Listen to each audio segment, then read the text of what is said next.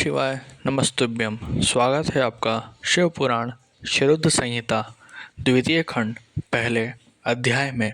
सती चरित्र। नारद जी ने पूछा, हे ब्रह्मा जी, आपके श्रीमुख से मंगलकारी व अमृतमयी शिव कथा सुनकर मुझमें उनके विषय में और अधिक जानने की लालसा उत्पन्न हो गई। अतः भगवान शिव के बारे में मुझे बताइए। विश्व की सृष्टि करने वाले हे ब्रह्मा जी, मैं सती के विषय में भी जानना चाहता हूँ। सदाशिव योगी होते हुए एक ही स्त्री के साथ विवाह करके गृहस्थ कैसे हो गए? उन्हें विवाह करने का विचार कैसे आया? और पहले दक्ष की कन्या थी, फिर हिमालय की कन्या हुई। वह सती पार्वती किस प्रकार शंकर जी को प्राप्त हुई? पार्वती ने किस प्रकार घोर तपस्या की और कैसे उनका विवाह हुआ?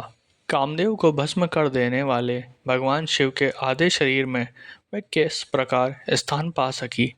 उनका अर्धनारीश्वर रूप कहाँ है? हे प्रभु, आप ही मेरे इन प्रश्नों के उत्तर दे सकते हैं। आप ही मेरे संशयों का निवारण कर सकते हैं। ब्रह्मा जी ने कहा, हे नारद, देवी सती और भगवान शिव का शुभ यश परम पावन, दिव्य और गोपनीय है। उसके रहस्य को वे ही समझते हैं। सर्वप्रथम तुम्हारी प्रार्थना पर मैं सती के चरित्र को बताता हूँ। पहले मेरे एक कन्या पैदा हुई, जिसे देखकर मैं काम पीड़ित हो गया। तब रुद्र ने धर्म को स्मरण कराते हुए मुझे बहुत धिक्कारा। फिर वे अपने निवास कैलाश पर्वत को चले गए। उन्हें मैंने समझाने की कोशिश की, परंतु मेरे सभी प्रयत्न निष्फल हो गए।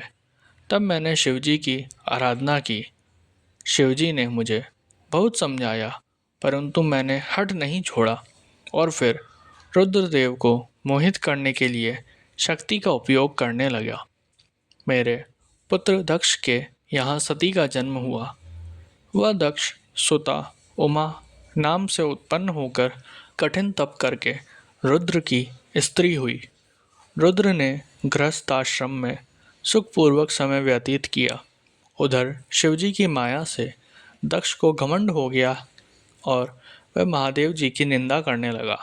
दक्ष ने एक विशाल यज्ञ का आयोजन किया। उस यज्ञ में दक्ष ने मुझे, विष्णु जी को, सभी देवी देवताओं को और ऋषि मुनियों को निमंत्रण दिया, परंतु महादेव शिवजी एवं अपनी पुत्री सती को उस विशाल यज्ञ का निमंत्रण नहीं दिया। सती को जब इस बात की जानकारी मिली तो उन्होंने शिव चरणों की वंदना कर उनसे दक्ष यज्ञ में जाने की इच्छा प्रकट की।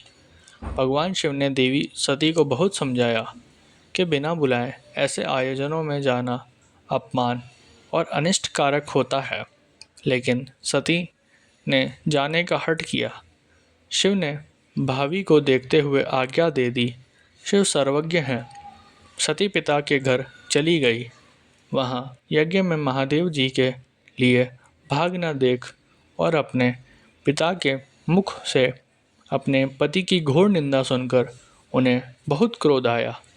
वे महादेव की निंदा सहन ना कर सकी और उन्होंने उसी यज्ञ कुंड में कूदकर अपने शरीर का त्याग कर दिया। जब इसका समाचार शिव तक पहुंचा तो वे बहुत कुपित हुए। उन्होंने अपनी जटा का एक बाल उखाड़कर वीरभद्र नामक अपने गण को उत्पन्न किया। भगवान शिव ने वीरभद्र को आज्ञा दी कि वह दक्ष के यज्ञ का विध्वंस कर दे। वीरभद्र ने शिव आज्ञा का पालन करते हुए यज्ञ का विध्वंस कर दिया और दक्ष का सिर काट दिया। इस उपद्रव को देखकर सभी लोग भगवान शिव की प्रार्थना करने लगे। तब भगवान शिव ने दक्ष को पुनः जीवित कर दिया और उनके यज्ञ को पूर्ण कराया। भगवान शिव सती के मृत शरीर को लेकर वहाँ से चले गए। उस समय सती के शरीर से उत्पन्न ज्वाला पर्वत पर गिरी थी। वही पर्वत आज भी ज्वालामुखी के नाम से पूजित है। आज भी उसके दर्शन से मनोकामनाएं पूरी होती है। वही सती दूसरे जन्म में हिमाचल के घर में पुत्री रूप में प्रकट हुई, जिसका नाम पार्वती था। उन्होंने कठोर तप द्वारा पुनः महादेव शिव को अपने पति के रूप में प्राप्त कर लिया।